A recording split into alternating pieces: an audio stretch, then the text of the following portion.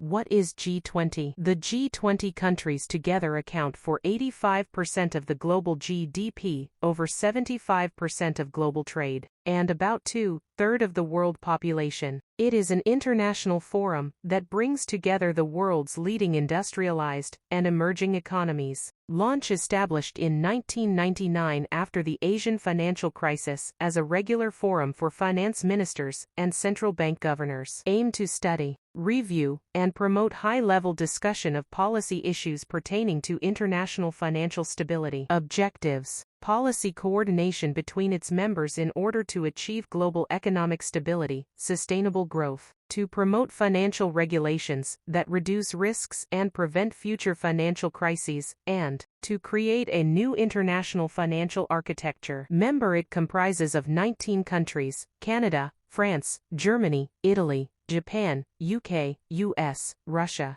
Australia, Canada, Saudi Arabia, India, South Africa, Turkey, Argentina, Brazil, Mexico, China and Indonesia, and European Union.